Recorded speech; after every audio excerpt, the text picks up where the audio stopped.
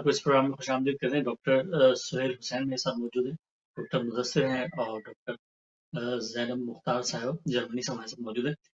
Doctor Suhail आपसे आपकी तरफ आऊँगा, आपसे जानना इसी हवाले से चाहूँगा क्योंकि एक लोगों में एक उम्मीद सी आई है कि जनाब ये वैक्सीन तैयार हो गई है। तो क्या आप समझते हैं कि जिस तरह से वैक्सीन हमने पहले देखी हैं कि पोलियो के हवाले से, काली खांसी के हवाले से, दूसरे जो हवाले से वो बचपन में लगा दी जाती है। तो क्या इसी तरह की होगी या अभी इसको कहना कबल इस वक्त होगा? जी, इससे पहले एक बात कहना चाह रहा हूँ कि जब ये जी, कोविड-19 आया था ना, दिसंबर 2019, उनको सब डर और फ़िक्र जी, लगी थी। हम सब सोच रहे थे कि ये this is a very deadly, very, very dangerous virus. लेकिन उनको अब हुँ, ये पर्सपेक्टिव में देखना चाहिए कि actually 85 to 90% of people have a mild viral infection, जैसा कोल्ड या फ्लू हुँ, होता है। बहुत से हुँ, छोटे परसेंटेज को सीरियस कंडीशन होती है, जिसमें आईसीयू जाना हुँ, पड़ता है या खुदा न खास्ता मौत आ जाती है। So we need to put that into perspective that actually 10 to 15% of those who contract COVID only will hmm, suffer serious consequences. तो इस सिचुएशन को देख के सोचना कि do we need to force a vaccine upon people, untried, untested, efficacy of which we don't know? I would suggest hmm. that we need to be careful and cautious before we raise the hope of a vaccine that may not even be necessary. ठीक, ठीक है। Doctor साहब ये कुछ calls आना शुरू हो गई हैं, तो पहली कॉल आई है तो मैं वो जो सवाल पूछना चाहते हैं, मैं चाहूँगा आप में से कोई भी इसका जवाब दे सके। अस्सलाम वालेकुम, कौन सा कहाँ से? जी, कौन साहिबा कहाँ से बात कर रही हैं? मैं इधर से बात कर रही हूँ चैटन से। जी, जी, क्या सवाल पूछना चाहेंगी डॉक्टर साहब से? नहीं, मैं ये सवाल भी पूछना चाहती, मैं इनकी बातें सुनते मैं ये इनको बताना चाह रही हूँ कि ये जो मेडिकल लाइन इट्स ऑलराइट, हुँ, हुँ। बट ईमान की भी मजबूती होनी चाहिए, ईमान भी रखना चाहिए किसी चीज पे। सही। है कि नहीं? जब आपका ईमान ही नहीं है तो फिर ये सब कैसे ठीक होगा? जी, ठीक, ठीक है। बहुत शुक्रिया आपकी कॉल करने का और बिल्कुल हाँ जी, आप कह रही हैं ईमान की मज़बूती तो है क्योंकि ये जो पैनल मेरे साथ मौजूद है वो इमामिया मेडिक्स इंटरनेशनल के लोग हैं जो ईमान की मज़बूती के साथ दुनिया भर में काम कर रहे हैं, दुनिया भर में खिदमत अंजाम दे रहे हैं। ऐसा नहीं है कि ईमान की कोई कमज़ोरी है। तो मैं ये चाहूँगा कि कोई भी और सवाल जानना चाहे कोई भी वो पूछे, लेकिन हम हमारा मकसद ये नहीं है कि हमारी ईमान की कमज़ोरी है, हम बताना ये चाह रहे हैं कि अगर ये मेडिसिन आ भी गई है, वैक्सीन आ भी गई है, तो हमें एहतियात करनी है बहुत ज़्यादा। अपने जो बच्चों को, अपने बुज़ुर्गों को बचा के रखना है, क्योंकि अभी चीज़ ये ख़त्म नहीं हुई है। कहने का मेरा मकसद और इस प्रोग्राम को करने का मकसद सिर्फ़ ये है कि हम ये डिस्कस करें कि ये ना हो कि आप ये सोच रहे हैं जी वैक्सीन आ गई है, जैसे यहाँ पे यूके में लॉकडाउन से पहले लोग धनाधन शॉपिंग पे निकल गए और हज़ारों की तादाद में उन्होंने रुख किया इन तमाम बड़े-बड़े स्टोर्स का और वहाँ पे शॉपिंग करने लगे और उससे बहुत ज़्यादा तेज़ी से फैला। या फिर जैसे कि आपने खुद देखा होगा कि जब 50% डिस्काउंट की ऑफर्स आई तो लोगों ने रेस्टोरेंट्स की तरफ चले गए और उन्होंने वहाँ से उधार वो कैच किया और एक दफ़ा फिर गवर्नमेंट ऑफ बरतानिया को मजबूरन जो है ये इकदाम उठाना पड़ा कि वो घरों से उन्होंने निकलने के लिए पाबंदी फिर लगाई और दोबारा से लॉकडाउन की तरफ गए। तो हमारा आज का ये प्रोग्राम का मकसद सिर्फ ये है कि हम वो बता सकें कि जनाब आप बेफ़िक्र ना हो जाएँ कि जनाब वो मेडिसिन आ गई है और फ़ौरन हम सही हो जाएँगे, ऐसा कुछ भी नहीं है। हमें एहतियात करनी है, हमने अपने बुज़ुर्गों को बचाना है, अपने बच्चों को बचाना है, अपने घर को बचाना है। क्योंकि जिन लोगों पे ये वक़्त गुज़र चुका है, कोई उनके दिल से पूछे कि किस तरह से उन्हें इस वक़्त से वो लोग गुज़रे हैं। मकसद इस काविश प्रोग्राम का आज का जो मकसद सिर्फ़ यही है कि ये मेडिसिन की जो खबर आ रही है, ये बहुत अच्छी खबर है, नो डाउट बहुत अब अरसे बाद हमने कोई अच्छी खबर सुनी, इतने अरसे हम तमाम पूरी दुनिया लॉकडाउन का में रही। तो इतना टाइम गुजरने के बाद अगर एक खबर आई है तो उसको ज़रा एप्रिशिएट तो कर रहे हैं हम। ऐसा नहीं है कि हमारे ईमान की खुदा न खास्ता कमज़ोरी है, हम उसको एप्रिशिएट कर रहे हैं। लेकिन हम अपने जो हमारे बहन-भाई मौजूद हैं पूरी दुनिया में, उनको बताना चाह रहे हैं कि मेडिसिन या वैक्सीन आने के बाद भी हमें एहतियात क्या करनी है। इसी हवाले से डॉक्टर सुहेल मेरे साथ मौजूद हैं। डॉक्टर साहब आपने मेरी बहन ने जो कॉल की थी आपने इसको सुना, तो आप क्या कहना चाहेंगे इस हवाले से? तो इस बराबर सुनने उनका सवाल। उनका सवाल ये था कि ईमान की कमज़ोरी है, अगर आप इसको मतलब एप्रिशिएट ना करें क्या? इस पे क्या कहेंगे? क्या ईमान की कमजोरी तो नहीं है? आप तो बताना चाह रहे हैं कि इस मर्ज के साथ हमने रहना है, क्या कहते हैं आप? ईमान को हर किसी को होना चाहिए इंशाल्लाह। अगर हम मुसलमान जी हैं, हम हाँ। शिया हैं, तो ईमान होना चाहिए। लेकिन ईमान के साथ-साथ जी दवा भी चाहिए ना। जी हाँ, जैसे अगर बिल्कुल। सर में दर्द हुआ तो हम दवा लेंगे। जैसा जी हाँ। अगर चेस्ट इन्फेक्शन हुआ तो एंटीबायोटिक खाएँगे। तो जी ऐसी हाँ। चीज़ तो ईमान की कमज़ोरी नहीं बताती है, अगर दवा लेना पड़ा तो। सही। ठीक है। मैं इस पे ये कहना जी चाहूंगी डॉक्टर साहब, आप बताइए। कि इमामिया मेडिकोस एसोसिएशन का जो मिशन है उसमें कुरान की एक आयत है जो ये कहती है कि जिस शख्स ने एक शख्स की जान बचाई, समझो कि हाँ उसने हाँ, पूरी क्या बात। कायनात की जान बचा ली। तो हम बेशक जो बेशक। डॉक्टर्स हैं, हमारा मकसद लोगों की हेल्प करना, उनकी जान बचाना, उनकी क्वालिटी ऑफ लाइफ को बेहतर करना है। और हमारा जी यहाँ जी आने का मकसद सिर्फ इतना है कि हम सही इंफॉर्मेशन आवाम जी को हाँ, बताएं। और हमारा ईमान ये कहता है, और हमारे इमाम भी ये कहते हैं कि हम सही इंफॉर्मेशन लोगों तक पहुंचाएं ताकि वो अपने बिल्कुल फैसले बेहतर कर सकें। और हमारा ऑब्जेक्टिव कायनात को फायदा पहुंचाने का है, उनकी सेहत के हवाले बिल्कुल। से। तो ये मैं सही। समझती हूँ कि ये ईमान का फैसला है हमारा, और हम अपने ईमान पे कायम हैं और हम इसकी कोशिश कर रहे हैं। ठीक। एक और कॉल मैं ले लेता हूँ डॉक्टर। जी अस्सलाम वालेकुम। कौन कहाँ से? जी अस्सलाम वालेकुम। अस्सलाम वालेकुम। जी कौन कहाँ से बात कर रही हैं? मैं मिसेस साजिद अली बात कर रही हूँ मैनचेस्टर से। जी जी, क्या कहना चाहेंगे आप? जी, माशाल्लाह बहुत अच्छा प्रोग्राम चल रहा है आपका, काफी इंफॉर्मेटिव। एक क्वेश्चन मेरे जहन में था, अगर आप इजाजत दें जी जी, तो मैं बिल्कुल आपके बिल्कुल। डॉक्टर से पूछ सकूं? जी बिल्कुल पूछिए, बिल्कुल। जी, एक चीज जो मेरे जहन में आ रही है वो ये है कि वैक्सीन को लेकर लाइक नो डाउट कि अभी उसको टेस्ट नहीं हुआ है, ये भी नहीं पता है कि लाइक उसके साइड इफेक्ट होंगे या नहीं होंगे। लेकिन जो एक आम बात हर इंसान के दिमाग में आ रही है वो ये है कि ऐसा कैसे पॉसिबल हो सकता है कि एक वैक्सीन के जिसके ऊपर पूरी जो है आपकी यूके गवर्नमेंट उसकी परमिशन से जो है वो एक वैक्सीन जो है वो बाहर मार्केट में आती है, प्लस उसको WHO भी देख रहा है जी कि उसके क्या साइड इफेक्ट्स हैं क्या नहीं है। तो ये कैसे पॉसिबल हो सकता है कि एक वैक्सीन के जिसके बारे में अगर यूके गवर्नमेंट अनश्योर है या साइंटिस्ट अनश्योर है तो वो बगैर किसी सेक्शन के नीचे उसको कैसे रिलीज कर सकते हैं?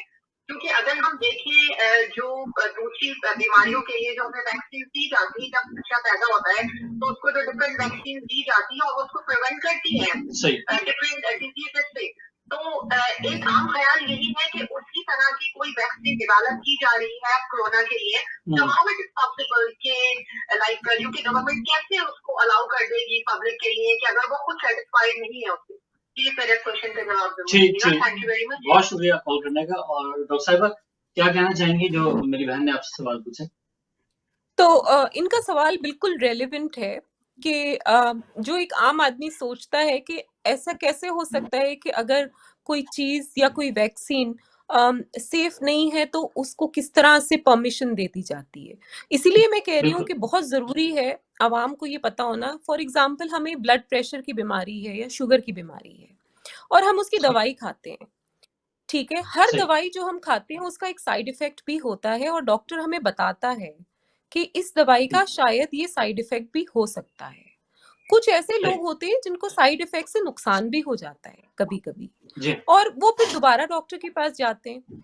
तो जब दवाइयाँ बनाई जाती हैं या कोई वैक्सीन या कोई दवाई बनाई जाती है तो उसकी बनाने में उसकी सेफ्टी को भी कंसिडर किया जाता है और उसके फायदे को भी कंसिडर किया जाता है, ठीक।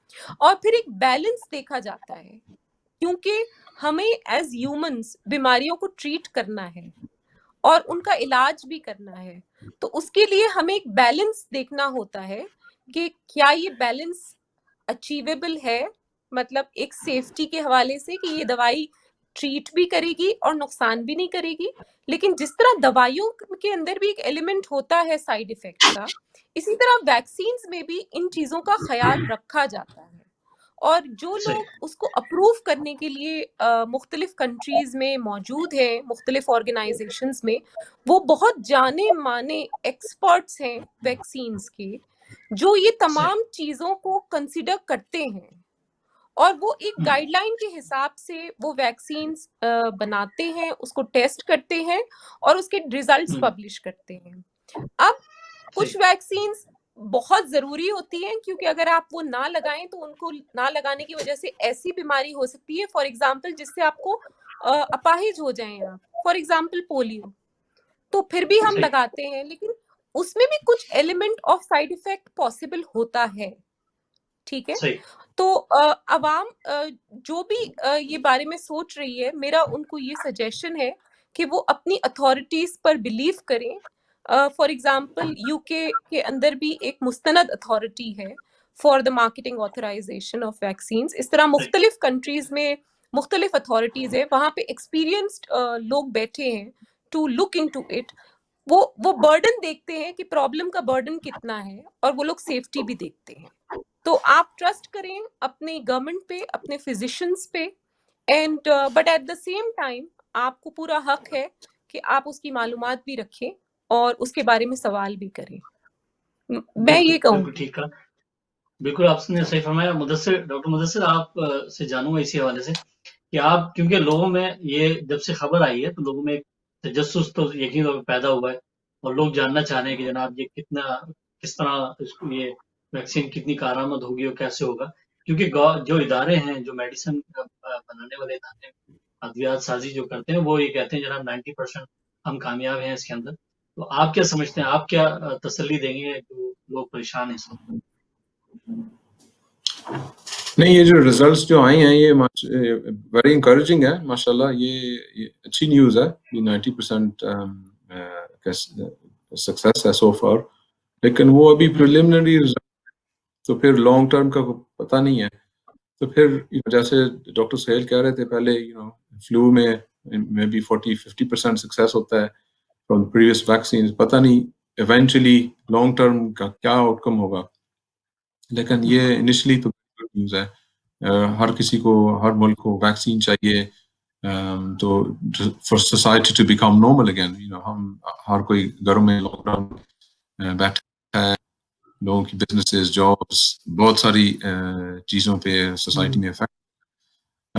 लेकिन इंशाल्लाह ये इफेक्टिव हो और सेफ हो, फिर तो होपफुली हर कोई वैक्सीन ले सकता है और फिर इस बीमारी अंडर कंट्रोल आ सकती है।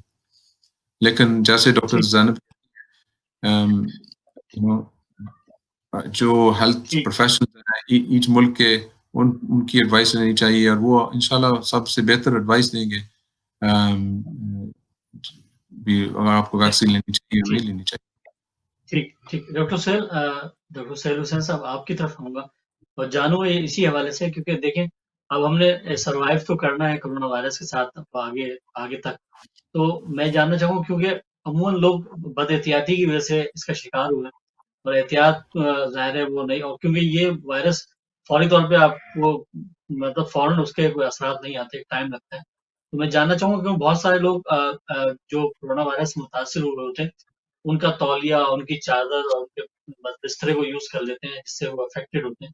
आप क्या समझते हैं, क्या है कि कितना इससे मोहतात रहना है इंसान ने और इन चीज़ों से कितना दूर रहना है? क्या ये जो बिस्तर की बात की है मैंने, चादर की बात की है, क्या ये भी अफ़ेक्टेड करती है इंसान? इससे पहले एक और बात ऐड करना चाहता हूँ कि जी, प्लीज़। इम्यूनिटी के बारे में, कि जी। हमारे पास एक बहुत बड़ा खजाना है, तिब्बे रसूल और तिब्बे इमाम। हमको ये बेशक, सोचना चाहिए कि बेशक। how can we build our own innate immunity, not through सही। medicine, not through vaccine, through our own nutrition, through our own way of life. हमारे पास इतना बड़ा खजाना है कि हमको पता ही नहीं है कि क्या लिखा हुआ है, हमारे क्या इमाम बात ने क्या है। लिखे है, हमारे रसूल ने क्या लिखा है। That we need to हाँ, research this. I mean, on us as physicians, but also on the general population. What can we do for ourselves through improving our diet, improving our lifestyle, improving the level of fitness that we have, so we build immunity, hmm, that we don't have to be dependent on medication or vaccine. So I think first of all that's very important. आपका सवाल ये बिस्तर और चादर के बारे में. जी हाँ. To be honest, I think we could become paranoid. इसकी चादर को हाथ नहीं लगाना, अम्मी की नमाज की चादर यूज नहीं करना, अम्मी को कॉफ कोल्ड होगी, या भाई का कोट नहीं पहनना. ये this we become paranoid, we become just locked in our shell, afraid to go out, afraid to go anywhere, and this has a very detrimental effect on our other health, particularly mental health. So we're constantly looking, oh, I have to disinfect the post, I have to clean the shopping before I bring it into the house. This is, to be perfectly frank, it is nonsense. It's total nonsense that you disinfect the shopping before you bring it in the house. We need to exercise some common sense and just realize that if we're going to be living like this, we're not going to be living a fulfilled life. सही. तो मतलब आप क्या समझते हैं कि ये इन चीजों से एहतियात जो है वो मतलब करनी तो चाहिए. आप क्या कहेंगे? क्योंकि कितने टाइम तक जो है, अगर चादर है या बिस्तर है, उसमें कितने टाइम तक जिंदा रह सकता है ये virus? I don't know the exact time, but obviously हमको साफ रहना चाहिए. मुसलमान, we are Muslims, we believe in cleanliness. तो चीजों को साफ करना चाहिए और जब गंदे होते इस्तेमाल नहीं करना चाहिए. अगर आपका बिस्तर है तो आप ही सोएंगे इस बिस्तर में. Your brother is not going to sleep in your bed. ठीक है, तो अगर साफ करना है तो साफ कर लेना, लेकिन don't be too afraid of everything. Don't be constantly afraid to shake your friend's hand. Don't be afraid to hug your mom. I mean, this lack of personal contact is extremely detrimental. There's lots of evidence that physical contact with loved ones, with relatives, is healthy, is beneficial. By maintaining that distance, we are causing more mental health and more issues that we need to really be aware of. We need to think of these things in context and in perspective. तो मेरा ख्याल है कि एहतियात करना चाहिए. No one is saying drive on the motorway at 150 miles an hour. No, you won't do this. Of course, you won't be silly. You won't take risks. But equally, be sensible. Don't be paranoid. ठीक. मैं doctor Zainab आपकी तरफ आऊंगा. ज़ैनब मुख्तार साहब, मैं ये जानना चाहूंगा इसी हवाले से कि क्योंकि ये जो वायरस है इसके ऊपर बहुत डिस्कस हुआ है और बेतहाशा प्रोग्राम्स लोगों ने किए हैं दुनिया भर में. ज़ाहिर पूरे जितने अरसे से ये जारी है, तकरीबन साल के करीब होने को आ रहा है, तो डिस्कस तो जारी है, एहतियाती तदाबीर होता जा रही है. लेकिन क्योंकि ये वायरस है, इसके बारे में सिर्फ मैं आपसे जानता हूँ कि जब आप कोरोना वायरस से किसी पेशेंट से मिलते हैं तो कितने टाइम में फौरी आपको असरअंदाज कर देता है और उसके असरात सामने आना शुरू हो जाते हैं? सो देखिए, मैं एक रिसर्च साइंटिस्ट हूँ. आई अग्री जो डॉक्टर सोहेल कह रहे हैं, लेकिन हम जो रिसर्च के लोग होते हैं वो एविडेंस पे बिलीव करते हैं. तो I will only talk about the evidence. जो सोशल डिस्टेंसिंग गाइडलाइंस हैं वो फॉलो करनी चाहिए. और इसके जो ट्रांसमिशन के रूट हैं, जो रास्ते हैं वायरस के ट्रांसमिशन के, उसमें 2 रास्ते बहुत इम्पोर्टेंट हैं कि लोग इसका ख्याल रखें. एक रास्ता वो है जो कि रेस्पिरेटरी ड्रॉपलेट्स, जो हम सांस लेते हैं उसके जो ड्रॉपलेट्स हैं उसका रास्ता है ट्रांसमिशन का. और एक वो रास्ता है जिसको हम कहते हैं एरोसॉल ट्रांसमिशन, जो कि उससे भी छोटे ज़रात होते हैं, जो कि सरफेसेस पे होते हैं, या वो चीज़ें जो इंसान इस्तेमाल करता है इन्फेक्टेड पेशेंट, उसके ऊपर होते हैं.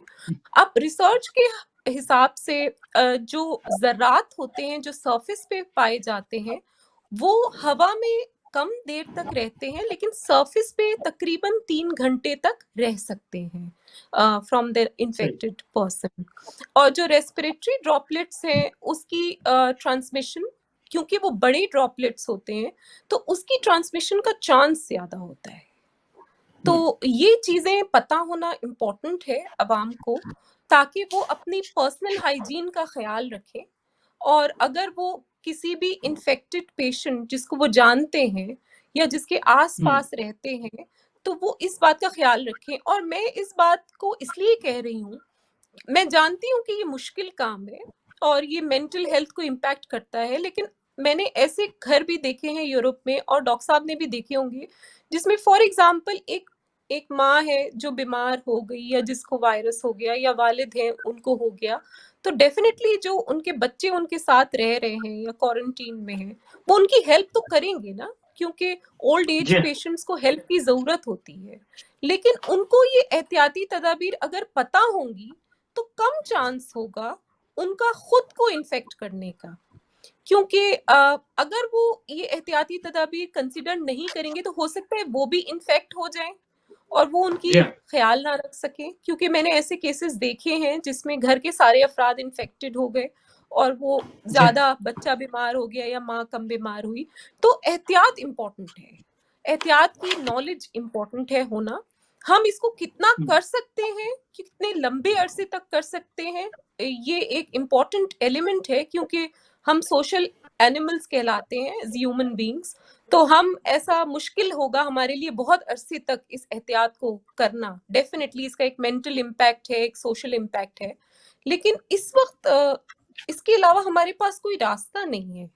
एक इम्यूनिटी बूस्ट करने का रास्ता है कि हम अपने आप को सेहतमंद करें, बहुत ज़्यादा अपनी इम्यूनिटी पे ध्यान दें, अपने खाने पीने पे, अपने न्यूट्रिशन पे। But at the same time ये रिजल्ट्स लो केसेस कब होते हैं? ये उसी वक्त होते हैं जब सोशल डिस्टेंसिंग को फॉलो किया जाता है या लॉकडाउन्स जी हाँ। होते हैं, तो केसेस लो हो जाते हैं। तो इसका इम्पैक्ट तो है ना। जी हाँ, बिल्कुल। बिल्कुल, बिल्कुल आपने सही फरमाया। और मैं डॉक्टर मुदस्सिर आपकी तरफ आपसे ये चाहूँगा पूछना, क्योंकि ये जो कोरोना वायरस है उसमें क्योंकि लोगों में एक तासुर है कि जनाब वो मिला के आ जाते हैं और फिर वो, तो इसका जो वायरस है ये कितने टाइम तक जो जिस्म के बाहर जिंदा रहता है, ये पता होना चाहिए लोगों के जिस्म के बाहर वो वायरस कितने टाइम तक सर्वाइव करता है और फिर वो अफेक्टेड आपको करता है। क्या कहना चाहेंगे इस हवाले से? जैसे डॉक्टर ज़ैनब कह रही थी कि डिपेंड करता है कौन सी, अगर फॉर एग्जांपल हार्ड सर्फेसेस पे इन्होंने कहा 3 आवर्स, लेकिन मैंने कहीं पढ़ा था कि यू हैव टू 3 ये up to a sir day, up to a day. On the surface it is possible that matlab New England Journal of Medicine may it's already published regarding the length of the stay of the virus. So on surfaces it is possible to be there up to 24 hours, so minimum is 3 hours. Or ye ke on the respiratory aerosols it's quicker when it comes to respiratory aerosols. ठीक So I जी, doctor think साहब it's important. Hygiene is important. So, for example, using detergents or sprays when you clean the surfaces, because वो क्या करती हैं, वो जो है ना, वो जो वायरस का फैट लेयर है ना, ये जो डिटर्जेंट होता है वो फैट लेयर को ब्रेक डाउन करता है, जो वायरस का बाहर वाला है, और फिर उसके वो अगर आप पानी से और जस्ट सिंपल पानी से हाथ धोएं, वो वायरस को नहीं इरेडिकेट करेगा। लेकिन अगर अनलेस वो टेम्परेचर उसका 56 डिग्रीज तक पानी का हो, वो तो काफी गर्म है, तो फिर जब आप सोप और डिटर्जेंट उसमें मिक्स करते हैं, फिर वो आउटर लेयर वो उसको डीनेचरिंग, वो उसका चेंज कर देता है आउटर लेयर, और फिर वो वायरस फिर मर जाता है। इसलिए वो इम्पोर्टेंट है कि आप इसलिए सारे अल्कोहल जेल का बताया जाता है कि अल्कोहल जेल इस्तेमाल करें और हाथ साबुन से धोएं, और जब जो सर्विसेज हैं उनको डिटर्जेंट से साफ करें। फिर जो फॉर एग्जांपल आप जहाँ घर में हैं, या अगर आप वो रेगुलरली स्प्रेयर्स के साथ वो डिटर्जेंट्स वाइप करें, अगर आप फॉर एग्जांपल काम ऑफिस में हैं, you know every few hours वो सर्विसेज को वाइप करें, ये बस और सोशल डिस्टेंसिंग रखें, और जब आप पब्लिक ज्यादा है वो आप मास्क पहने, लोगों से कुछ दूर कोशिश करें भी आप उनसे एटलीस्ट मीटर दूर रहें।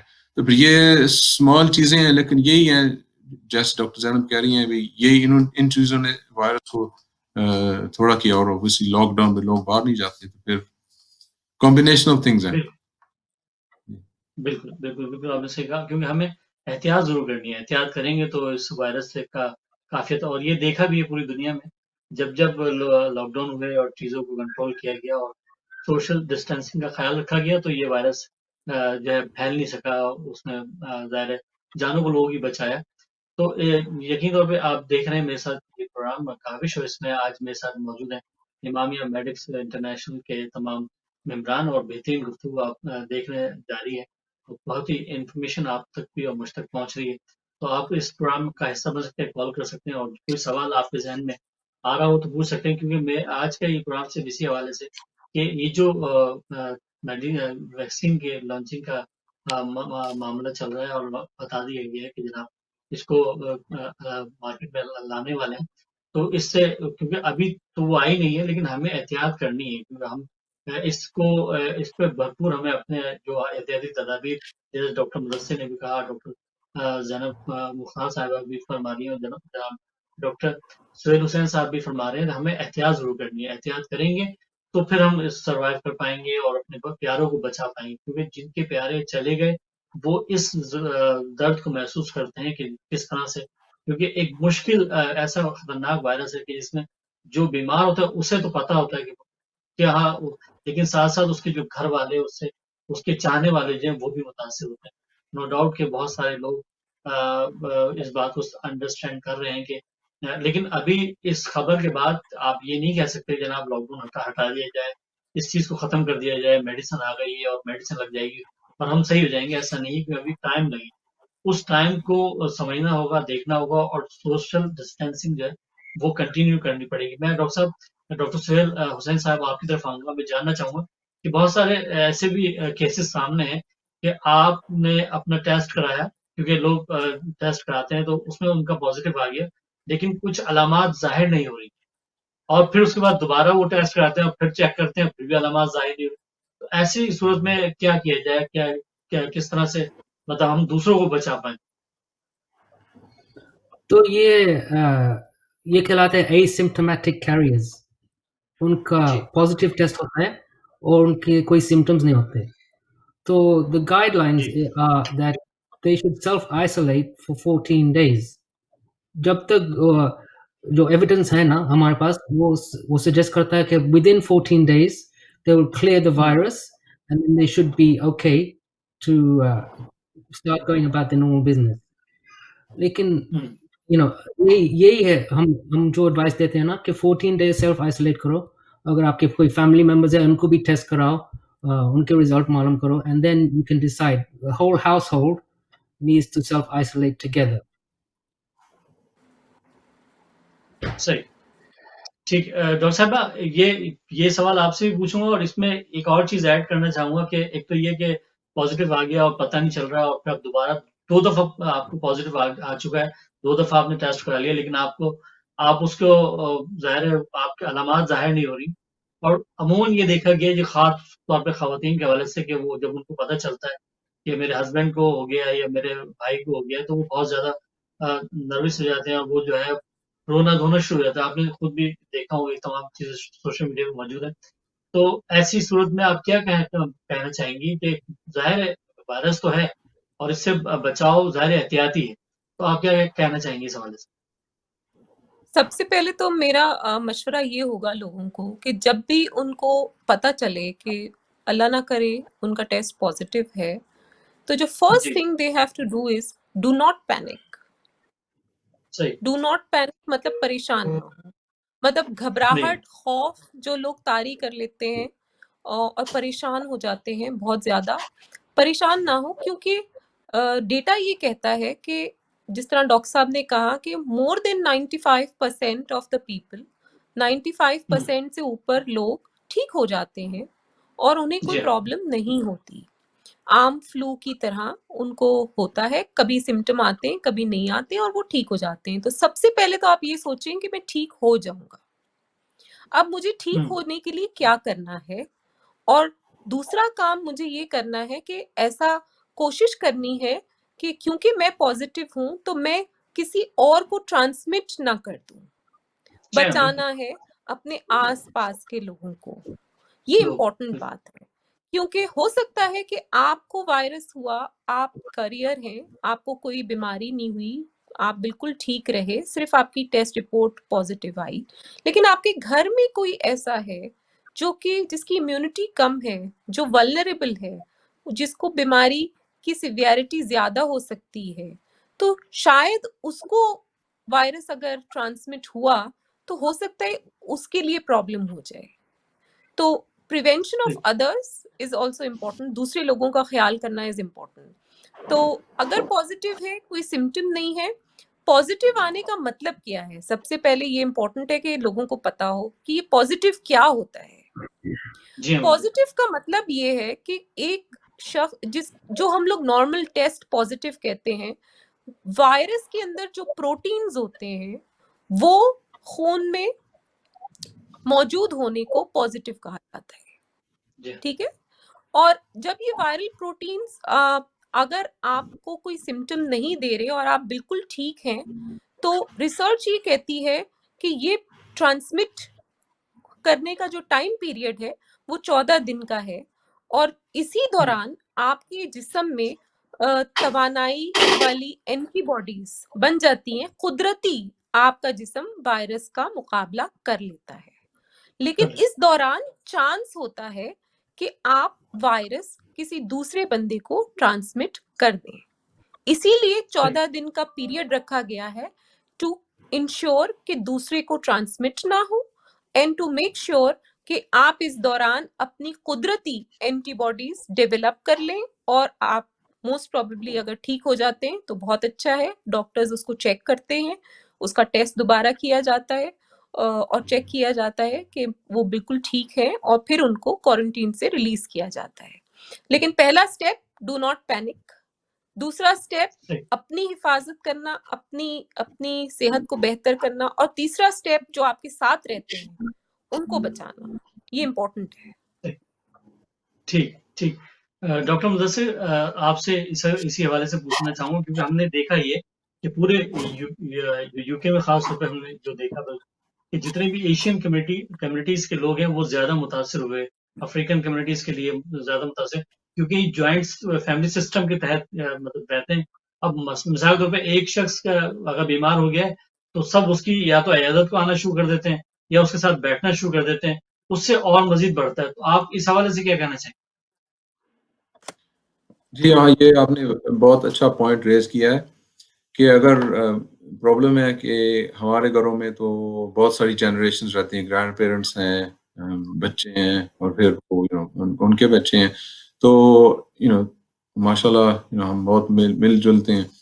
लेकिन अगर एक बंदे को हो गया, एक बंदा वनरेबल है इस घर में, तो इसका मतलब है वो जिसको हो चुका है उसको एक हिस्से में रहना चाहिए, उनको अपनी टॉयलेट यूज और बाथरूम की फैसिलिटी होनी चाहिए। जो जो एट रिस्क बंदा है वो वहाँ उसको नहीं जाना चाहिए, वो फैसिलिटी को उसको नहीं इस्तेमाल करना चाहिए।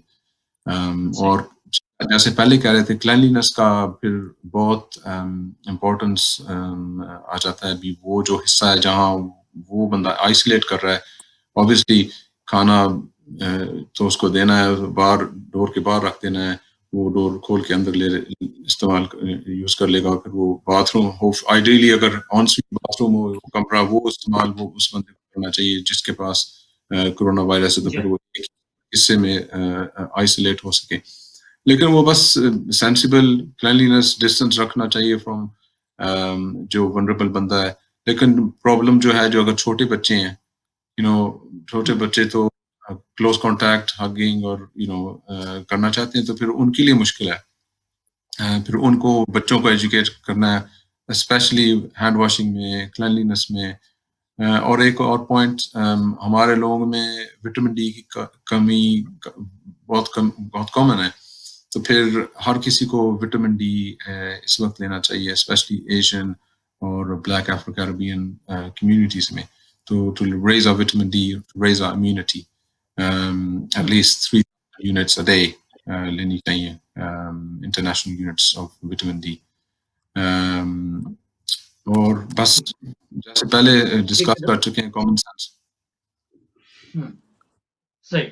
डॉक्टर सुहेल हुसैन, आपसे इसी हवाले से कि जो सवाल मेरा इसी हवाले से था कि कम्युनिटी के हवाले से हमारे लोग ज्यादा मुतासर हुए, वो बरतानिया में, यूरोप में, हर जगह, क्योंकि हम जॉइंट फैमिली सिस्टम को करते हैं।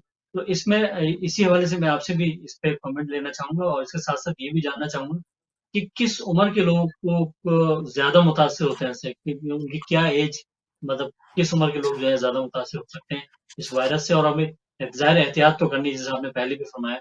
तो आप क्या इस हवाले से आप क्या कहना चाहेंगे? तो जैसा काफ़ी डिज़ीज़ में बूढ़े लोग को ज़्यादा असर होती है ना, जो एल्डरली है, जो जिनकी और हेल्थ कंडीशंस है, जैसा हार्ट डिज़ीज़, डायबिटीज़, और अनफॉर्चुनेटली हमारी कम्युनिटी में ये काफ़ी ज़्यादा है, डिज़ीज़, डायबिटीज़, हार्ट डिज़ीज़, और ऐसे किस्म के डिज़ीज़ेज़ होते हैं। तो उनको ज़्यादा रिस्क है, उन लोगों को, कि उनकी इम्यूनिटी कम होती है शुरू से, कि ये एक प्री एग्जिस्टिंग कंडीशन है, उससे इम्यूनिटी कम हो जाती है, तो उनको ज़्यादा रिस्क है, उनको ज़्यादा एहतियात करना चाहिए। और अगर हम उनके साथ रहते, तो हम, जैसा डॉक्टर मुदस्सिर ने कहा ना, कि we should try to maintain distance. लेकिन चिल्ड्रन इज़ वेरी डिफिकल्ट। अगर हमारे पास छोटे बच्चे हैं, तो वो तो हर जगह फिरेंगे ना, हर कमरे में जाएँगे, तो उनको जी हाँ, रोकना जी। ज़्यादा मुश्किल, लेकिन जितना मुश्किल एहतियात कर सकते हैं वो करना चाहिए। और हमारे बूढ़े लोग को थोड़ा-सा अलग हिस्से में रखना चाहिए, या अपने कमरे में रखना चाहिए, जितना हो सकता है घर में। सही, ठीक है। डॉक्टर साहब, इसी यही सवाल आपसे भी, क्योंकि एक और तासुर ये भी आया, हमने देखा इस हवाले से कि जनाब, अगर किसी को कोरोना हो गया तो मतलब वो सही भी हो सकता है, लेकिन रोना-धोना ज़्यादा शुरू हो गया, और लोगों ने ये समझ लिया कि जनाब अब ये बच ही नहीं सकते, और अल्हम्दुलिल्लाह वो जो है उन्होंने एहतियात की और माशाल्लाह से वो बच भी गए। ऐसे बहुत सारे केसेस सामने हैं। तो इस हवाले से क्या कहना चाहेंगे आप, कि मतलब पहले से आप इस तरह का पैनिक क्रिएट कर देते हैं, जिसकी वजह से जो पेशेंट होता है वो भी परेशान हो जाता है, वो समझता है कि शायद अब मेरी रवानगी का टाइम आ गया। क्या कहना चाहेंगे सर? ये कॉलर है, पहले उनको ले लेते हैं, उसके बाद मेरे सवाल का कॉल ड्रॉप हो गई है, तो दोबारा जब कॉल आएगी तो दोबारा लूँगा। तो क्या कहना चाहेंगे इस हवाले से? इसमें डॉक्टर साहब ने बहुत अच्छी एक बात की थी शुरू में, अपने इम्यून सिस्टम को बूस्ट करने की, ये पहले मतलब कॉलर में अपनी, ले लूँ, कॉलर को मैं शामिल हाँ कर लूँ पहले, वो सवाल जो जानना चाहते हैं। अस्सलाम वालेकुम, कौन कहाँ से? हेलो जी, सलाम। मैं मिसेस साजिद अली बात कर रही हूँ मैनचेस्टर से। दोबारा अगर आपकी इजाजत हो तो जी, जी। बहन में क्वेश्चन जी, बिल्कुल। बिल्कुल पूछिए, बिल्कुल पूछिए। अच्छा, मेरा कुछ सवाल थे जहन में, कि मुझे ये पता करना था कि ये जो कोरोना वायरस पाकिस्तान में आया हुआ है, जी। तो क्या ये पास्ट के अंदर कोरोना की कोई फॉर्म मौजूद थी? हुँ, हुँ। और अगर कोई कोरोना की फॉर्म मौजूद थी, तो क्या मतलब जो लोग थे इस वायरस का शिकार होते थे और फिर रिकवर हो जाते थे, पहला सवाल ये है। ठीक।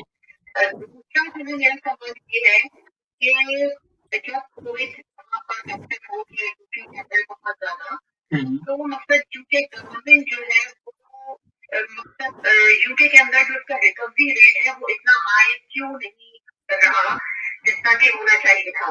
सही। यानी कि अगर हम एग्जाम्पल देते हैं पाकिस्तान की, तो पाकिस्तान इतनी डेवलप कंट्री नहीं है, लेकिन फिर भी पाकिस्तान के अंदर जो कोविड का जो रिकवरी रेट था वो बहुत हाई था यूके के मुकाबले में।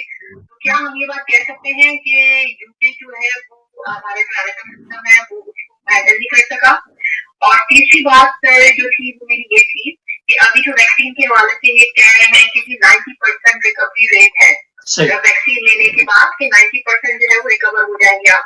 तो अब एक आम सवाल जो लोगों के जहन में आ रहा है वो ये भी है कि पहले भी इन्होंने यही कहा था कि अगर किसी को मतलब एक आम आवाम को अगर कोविड होता है तो 90% लोग रिकवर हो जाते हैं, 10% अगर अंडरलाइन हेल्थ इश्यूज की वजह से किसी मेजर सिचुएशन का शिकार हो जाते हैं, तो खुदा ना करे वो मतलब मजीद कॉम्प्लिकेशन से बढ़ जाते हैं। तो वैक्सीन आने के बाद भी 90% ही सक्सेस रेट है, और वैक्सीन आने से पहले भी वो यही कह रहे थे कि 90% लोग रिकवर हो जाते हैं। सही। तो मतलब इसको हम किस तरह से लें? ठीक, मैं पूछता हूँ डॉक्टर ज़ैनब मुख्तार साहिबा से। जी डॉक्टर साहब, क्या कहना चाहेंगे इस हवाले से? 3 सवाल आप, बहुत शुक्रिया आपका। 3 सवाल आपके पास से आ गए। एक तो ये, पहला सवाल कि ये जो पहले, क्या इससे पहले ये वायरस आ चुका था? और दूसरा है कि जो पहले 10% के बारे में कहा था कि 10% लोग 90% लोग रिकवर कर लेते हैं, और अब वैक्सीन आने के बाद भी 90% लोग रिकवर कर रहे हैं। तो इन दोनों तीनों सवालों के बारे में मैं चाहूंगा आपसे। मुझे पहला सवाल आप दोबारा से बताएंगे कि क्या पूछना चाह रही हैं, वो मुझे समझ नहीं डॉक्टर आया। साहब, एक और कॉलर है, उनको फिर शामिल करता हूँ। जी अस्सलाम वालेकुम, कौन कहाँ से? वालेकुम सलाम, कौन साहब कहाँ से बात कर रहे हैं? साजिद अली जाफरी बात कर रहा हूँ बर्मिंघम से। जी साहिद साहब, क्या पूछना चाहेंगे आप? मैं ये अप्रिशिएट करना चाहता हूँ आपके पैनल को। बहुत शुक्रिया। बड़ी खूबसूरत बातें की उन्होंने कि जैसे एक इंसान को बचाना, पूरी इंसानियत को बचाना है, बेशक। तो वो इन्होंने किया, हम लोग ये एक स्टेप बहुत ज्यादा इंसानियत बचाने में हेल्पफुल होंगी ये बातें। बिल्कुल तो मेरी तरफ से तमाम जो पार्टिसिपेंट है बहुत हाईली अप्रिशिएट करता हूँ। बहुत शुक्रिया जनाब साहिद साहब आपका, Thank you. बहुत शुक्रिया। और यकीन तौर पर ये अप्रिसिएशन और ये चीजें चाहिए कि हमारे जो इमामिया मेडिक्स इंटरनेशनल के साहिबान हैं, ज़ाहिर खिदमत खल्क कर रहे हैं और पूरी दुनिया में खिदमत अंजाम दे रहे हैं फी सबिलिल्लाह। आप जैसे कि हमारे शुरू के हिस्से में हमने जाना भी कि ये इदारा क्या कर रहा है इस हवाले से। तो डॉक्टर साहब का पहला सवाल उनका यही था कि क्या ये जो मर्ज कोविड-19 है, क्या ये पहले भी कुछ अरसे पहले आ चुका था, और तो इसकी कोई हिस्ट्री है पहले? मैं इसका सवाल का जवाब इस तरह दूंगी कि ये एक फ्लू वायरस है, ठीक है ना। सही। तो फ्लू वायरस की मुख्तलिफ किस्में हैं जो कि दुनिया में मौजूद थी, इंसानों में भी और जानवरों में भी। ये सही। इम्पोर्टेंट है, ठीक है। ठीक। और मुख्तलिफ टाइप्स के फ्लू वायरसेस हैं जो इंसानों को भी होते हैं और जानवरों को भी होते हैं। सही। तो ये वायरस अब की ब्रांच तो मौजूद थी, मतलब ये इसका ओरिजिन जहां से हो रहा है, तो मुख्तलिफ किस्म के वायरसेस मौजूद थे, लेकिन इंसानों के अंदर ये पर्टिकुलर वायरस मौजूद नहीं था, ठीक है। सही। और ये पर्टिकुलर वायरस हमारे जो कहा जाता है या जो रिसर्च कह रही है वो ये है कि ये कुछ एनिमल्स ऐसे थे, फॉर एग्जांपल बैट्स वगैरह, ये उनका वायरस था जो कि ह्यूमंस में ट्रांसमिट हुआ है, पॉसिबल है। सही। तो ये पहले ह्यूमंस में नहीं था, लेकिन इससे मिलते जुलते वायरसेस थे। ये पहले सवाल का जवाब है। और दूसरा जो उनका क्वेश्चन है कि 90% लोग ठीक रहते हैं और 10% लोग सिवियर होते हैं। मेरे ख्याल से जितना जर्मनी का डेटा, क्योंकि मैं यूरोप का डेटा ज्यादा देखती हूँ और मेरी रिसर्च यूरोप के अंदर ज्यादा है, तो उसके हिसाब से ये बात बहुत इम्पोर्टेंट है कि हम ये कहें अकॉर्डिंग टू WHO एहतियात सबको करनी है, लेकिन सिवियर होने का चांस वल्नरेबल ग्रुप्स को ज्यादा है, जिसके अंदर बूढ़े, बीमार लोग, या जिनको ऑलरेडी कोई बीमारी है, या उनका कोई ऑर्गन ट्रांसप्लांट हुआ है, या वो कोई कीमोथेरेपी की दवाइयां ले रहे हैं, या उनको क्रोनिक कोई डिजीज है जैसे किडनी की बीमारी या लंग्स की बीमारी, ये लोग ज्यादा सिवियर हो सकते हैं। लेकिन वायरस से एहतियात, वायरस का होना तमाम लोगों के लिए इम्पोर्टेंट है, एहतियात इक्वल है सबके लिए, लेकिन सिवियरिटी का चांस वल्नरेबल ग्रुप को ज्यादा। और ये सिवियरिटी हमारे यूरोप के स्टैटिस्टिक्स के हिसाब से 95% से ज्यादा लोग ठीक हो जाते हैं। बहुत कम लोग ऐसे हैं जिनको ये वायरस थोड़ा ज्यादा हो जाता है या सिवियर हो जाता है, और सिवियर होने के बाद अल्लाह ना करे, मतलब जो सरवाइव नहीं करते वो तो उससे भी कम परसेंटेज है, मतलब या तो 1.5% है, कहीं उससे भी कम है, कहीं 2% है, कहीं ज्यादा भी है थोड़ा सा जो डेथ रेट है। तो ये बात इम्पोर्टेंट है, और यही चीजें दूसरे बीमारियों में भी नॉर्मली हम देखते हैं, दूसरे किस्म के फ्लूज में भी, या प्रेवलेंस ऑफ कैंसर अगर आप देख लें, या डायसेंट्री को देख लें, या डायरिया को देख लें, या कोई दूसरे इन्फेक्शंस को देख लें, तो यही नॉर्मली देखा जाता है, यही फिगर्स। अब वो ये कह रही हैं, ये बहुत इंपॉर्टेंट पॉइंट है कि अगर वैक्सीन, तीसरा सवाल जो था कि अगर 90% ठीक है, तो हम तो वैसे ही 95% तो चांस है हमारे पास ठीक होने का, तो फिर वैक्सीन लगाने के बाद भी तो इतना ही रहेगा। लेकिन जो वायरसेस, अगर हम इसको अपने बारे में सोचते हैं तो हमें ऐसा लगता है, लेकिन जब आप पॉपुलेशन डेटा को देखते हैं तो आप फिर नंबर्स को देख रहे होते हैं। फॉर एग्जाम्पल, अगर 1% पॉपुलेशन 10 लाख नंबर है, या 1% पॉपुलेशन 1 करोड़ नंबर है, तो वो 1 करोड़ लोगों की जान की बात है, ठीक है ना। और बिल्कुल वो 1 करोड़ लोगों की सिवियरिटी की बात है, और वो 1 करोड़ बिल्कुल लोगों की ट्रांसमिशन की बात है कि वो आगे कितने लोगों को ट्रांसमिट कर रहे हैं। तो सही वो इसको बड़े बड़े उसमें सोचना चाहिए, वैक्सीन की जो बात हो रही है उसको, कि उसकी ये, और अभी उसकी ये सेफ्टी पढ़ी गई है जो मैंने सुनी है, लेकिन जो रिजल्ट्स मैंने देखे हैं उसके हिसाब से अभी नेक्स्ट ट्रायल में हमें ज्यादा पता लगेगा कि ये कितना सेफ है, क्योंकि इसका डोज बढ़ाया जाता है जब आप आगे बढ़ते हैं ट्रायल्स के अंदर, तो डोज भी बढ़ाया जाता है और सेफ्टी की मुख्तलिफ चीजें भी देखी जाती हैं। तो अब हमें पता लगेगा नेक्स्ट फ्यू मंथ्स में कि एक्चुअली ये कितनी सेफ है। और हम्म, आई होप सो कि वो सेफ हो और हम उसको यूज कर सकें और ये प्रॉब्लम से हम सारे लोग निकल सकें। लेकिन जो वो कह रही थी कि हम अगर 90% और 10%, तो इसको बड़े डायमेंशन में सोचें कि फॉर एग्जाम्पल एक मुल्क के अंदर डायबिटीज से मुतासिरा अफराद करोड़ों हैं, तो वो सारे जी वल्नरेबल ग्रुप हैं। अगर वो सारे सिवियर हो जाते हैं या चांस होता है उनको सिवियर होने का, तो ये खतरनाक हम्म, बात है। सही तो हमें ओवरऑल सोचना चाहिए। ठीक ठीक है ठीक है डॉक्टर साहब बिल्कुल आपने सही फरमाया। मैं यहाँ पे एक सवाल, आखिरी जो सवाल, क्योंकि अब टाइम बहुत तेज से गुजरा, उसके बाद मैं आपसे एक एक पैगाम आप तीनों डॉक्टर साहबान से लेना चाहूंगा। आखिरी सवाल मैं डॉक्टर मुदस्सिर अहमद साहब से जानना चाहूंगा। डॉक्टर साहब, हमने देखा ये कि बरतानिया में और बहुत और दूसरे यूरोपीय ममालिक में भी और दूसरे ममालिक में भी ये चीज देखी है कि कुत्ते और बिल्ली उनको पाला जाता है। तो जिस घर के अंदर कोरोना वायरस है, अगर वो कुत्ता बिल्ली उस घर में मतलब है, तो फिर वो दूसरे घर में चला जाता है, तो क्या वो कैरी करके वहां ले जाता है, वो फैला सकता है उस वायरस को? क्या क्या क्या किस तरह देखते हैं इस बात को आप? ये आपने अच्छा सवाल पूछा है। प्रोबब्ली मुझे इतना एक्सपर्टीज नहीं है इसमें, लेकिन I think from practical point of view, अगर किसी के पास कोरोना वायरस है, वो एनिमल या बिल्ली या को हाथ लगा रहा है और फिर वो दूसरे घर में चली जाती है और कोई और बच्चा उसका हाथ जी लगा रहा है, इसके जरिए जी से स्प्रेड डेफिनेटली होगा। डिपेंड करता है अगर वो कितनी देर के लिए उसके कोट के ऊपर, फर के ऊपर हो वायरस फॉर एग्जांपल। ये तो मुझे वेट से पूछना चाहिए कि अगर वो एसिम्प्टोमेटिक ठीक एनिमल्स भी ठीक कैरियर्स हो, आई एम ठीक श्योर हो सकता ठीक है, डॉक्टर लेकिन सुहेल फिर सैन से वो इस बारे में मजीद पूछ लेते हैं। डॉक्टर साहब, जो मैंने सवाल रेज किया इस हवाले से, क्योंकि यहाँ पे अमूमन रखे जाते हैं घरों में, तो और वो दूसरे घरों में जाके इस वायरस को फैला सकते हैं, तो हमें उसके बारे में क्या लोगों को आगाही देनी है, क्या कहना चाहेंगे सवाल से?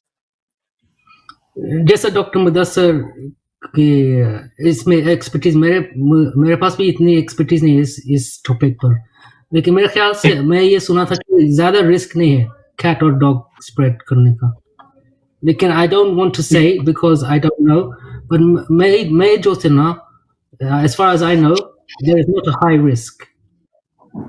ठीक ठीक है डॉक्टर जैनब मुख्तार साहिबा, क्योंकि आपने ये बात पहले वाले सवाल के जवाब में भी बताई कि ये जानवरों में था, तो हमें अभी एहतियात क्या करनी है घरों में? मैं आपसे चाहूंगा तो इस हवाले से आप क्या कहना चाहेंगे? मैं क्लियर कर दूं पहले ये बात कि जिन लोगों को नहीं पता ये बात, कि ये जूनोटिक वायरस है, मतलब ये जानवरों का वायरस था, ठीक है, और है भी।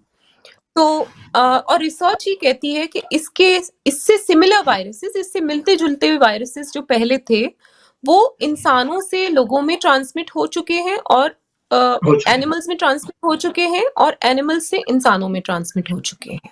सही अब एट प्रेजेंट जो हमारे पास इंफॉर्मेशन है अकॉर्डिंग टू आवर रिसर्च, जो कि सीडीसी की वेबसाइट पे भी मौजूद है, वो ये है कि इंसानों से कोरोना वायरस जो इस वक्त कोविड-19 है, वो कैट्स और डॉग्स में ट्रांसमिट हुआ है, हुआ है, बिल्कुल इंसानों सही। से।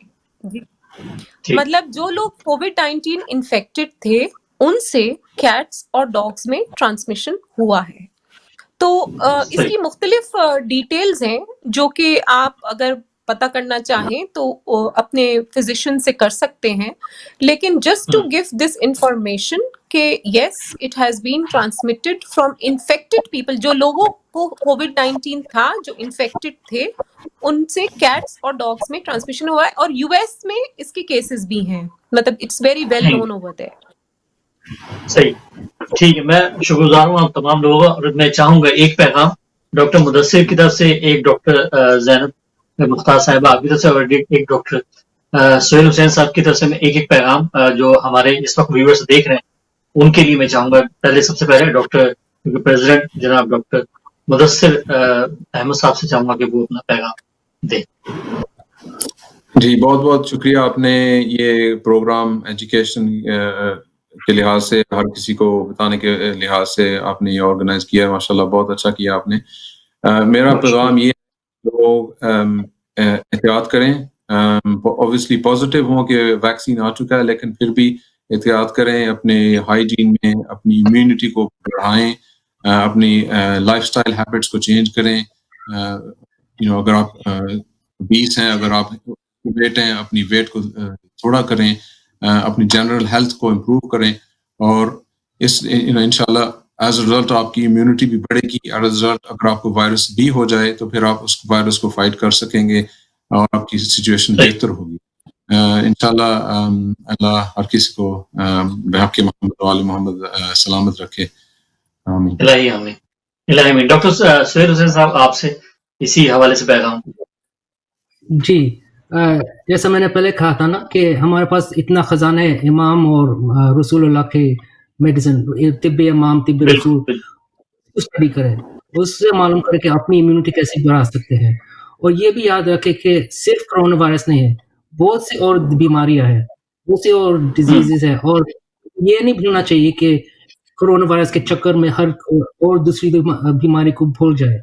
नहीं, लोग अब अभी कर रहे हैं, उनको ट्रीटमेंट नहीं मिल रहा है, उनको दवाई नहीं मिल रही है, उनकी अपॉइंटमेंट्स डिले हो रही है। तो हमको ये नहीं भूलना चाहिए कि बहुत से और ज़्यादा बीमारियां हैं, and we need to look after people who have other conditions and not ignore them. So please, if you have other conditions, the thing I would stress to you is if you need to see a doctor, don't be afraid of coronavirus. Go and see your doctor for your other heart disease, diabetes, blood pressure. Please do not neglect your health from other conditions. जी doctor साहिबा, आपसे इसी हवाले से बैठ हूँ। मेरे ख्याल है सबसे पहले तो बहुत शुक्रिया आपका, आपके चैनल का, कि आपने हमें मौका दिया ये इन्फॉर्मेशन शेयर करने का। और मेरी सबसे दरख्वास्त है कि इस इन्फॉर्मेशन के बारे में सोचें और इसको इस्तेमाल करें। और हमारा मकसद यही था कि आप सेहतमंद रहें और आपको सही इन्फॉर्मेशन मिले। तो जिस तरह डॉक्टर साहिबान ने कहा कि अपनी हेल्थ पर ध्यान दें, अपने साथ जो लोग रहते हैं उनकी हेल्थ पर ध्यान दें। रोज़मर्रा के खाने में बहुत सारी ऐसी चीज़ें हैं नॉर्मल खाने के अंदर, जो अगर आप इस्तेमाल करेंगे तो वो आपकी इम्यूनिटी को बेहतर कर सकती है। तो आप बहुत ईज़िली फाइंड आउट कर सकते हैं कि कौन से ऐसे फल हैं, कौन सी ऐसी सब्जियां हैं, खुराक में कौन सी ऐसी चीज़ें हैं जो आपकी इम्यूनिटी को बेहतर कर सकती हैं। और जिस तरह डॉक्टर साहब ने कहा ओबेसिटी के बारे में, तो ओबेसिटी एक बहुत इम्पोर्टेंट एलिमेंट है, और अपने वेट के ऊपर ध्यान दें, क्योंकि ओबेसिटी जो है वो बहुत सारी कॉम्प्लिकेशंस, मोटापा बहुत सारी कॉम्प्लिकेशंस कर सकता है। तो अपनी सेहतों का ख्याल रखें और साथ-साथ अपने ईमान का भी ख्याल रखें, क्योंकि हम जिनके मानने वाले हैं, जिन पर हम भरोसा करते हैं, तो हमारा ईमान है कि वो हमारी हर जगह मदद करते हैं।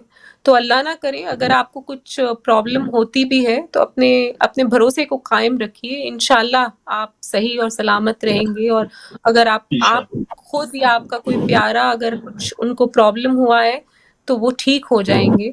तो पैनिक ना करें और अपना ख्याल रखें। जी, बहुत शुक्रिया डॉक्टर साहब आपका।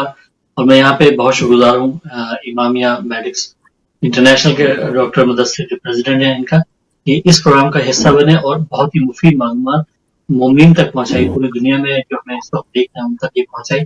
और हमारा अब मकसद यही है कि हम जो चीज़ें हमारे मोमिन के लिए, हमारे लोगों के लिए खौफनाक है, खतरनाक है, उन्हें उसकी आगाही दे सकें। और यहाँ पे फिर मैं यही कहूंगा कि हमें एहतियात जारी रखनी है और एहतियात करनी है जब तक ये वैक्सीन आ न जाए और उसका इस्तेमाल आपके सामने आ न जाए।